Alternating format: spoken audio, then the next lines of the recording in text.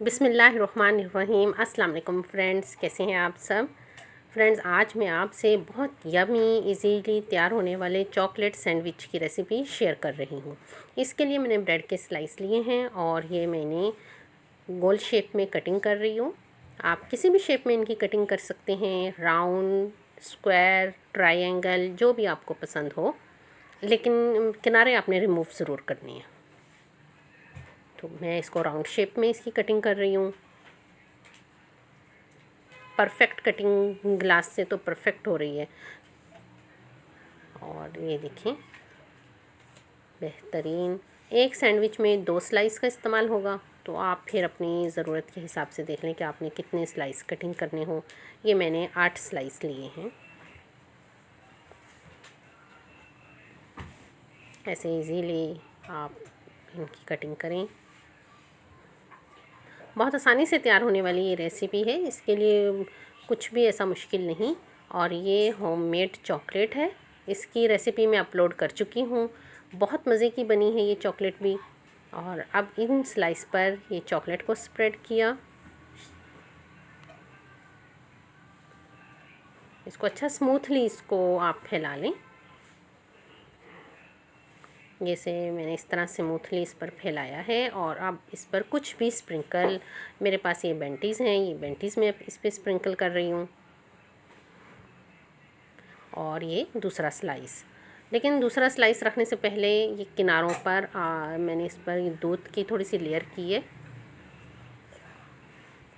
اس سے ایک تو ٹیسٹ مزید زیادہ اچھا آ جائے گا، اور دوسرا کنارے اچھی طرح جڑ جائیں گے، اور بریڈ جو ہے وہ کہیں سے بھی پھر کھلے گی نہیں، کیونکہ ابھی ہم نے اس کو کلر بھی دینا ہے، تو اس کو لائٹ سا فرائی کرنا ہے ابھی۔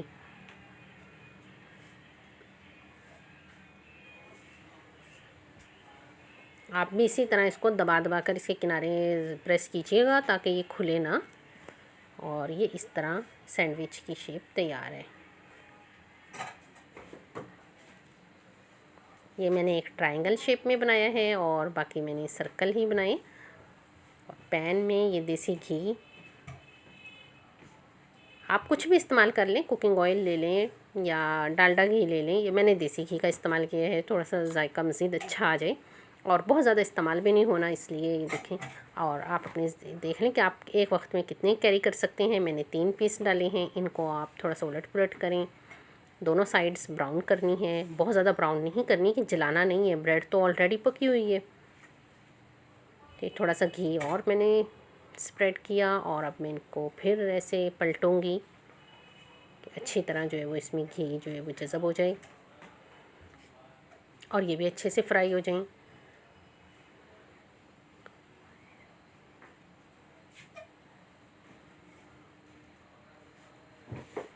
ماشاءاللہ بہت اچھی خوشبو آ رہی ہے، دیسی گھی اور بریڈ، خوشبو ماشاءاللہ بہت اچھی آ رہی ہے، اور جب کھائیں گے تو پھر چاکلیٹ کا ٹیسٹ۔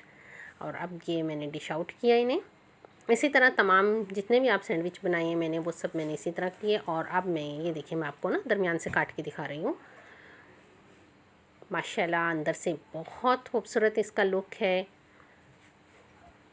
بہت مزے کی بنی ہے یہ سینڈوچ، آپ ضرور ٹرائی کیجیے گا فرینڈز۔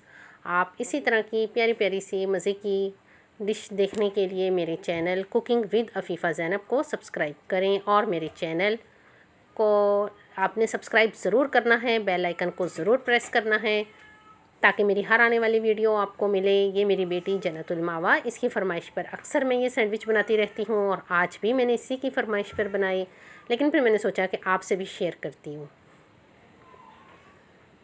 بہت شوق سے کھاتی ہے، اور سب بچے ہی بہت شوق سے، چاکلیٹ پسند ہے بچوں کو، اور اگر بچے کھانا نہیں کھانا چاہ رہے تو کیوں انہیں مجبور کریں کہ بس یہی کھانا ہے ان کے لیے، کچھ آپ اسی طرح کا یمی سا بھی بنائیں تاکہ بچے شوق سے کھائیں۔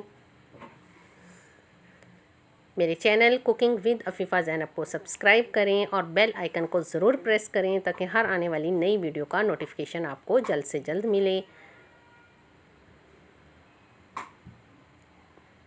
فرینڈز،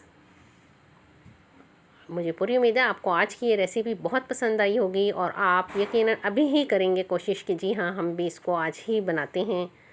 بنائیے گا، اور کمنٹ باکس میں مجھے ضرور بتائیے گا کہ آپ کی یہ ریسیپی کیسی بنی، آپ کو کیسی لگی۔ ٹیک کیئر، اللہ حافظ۔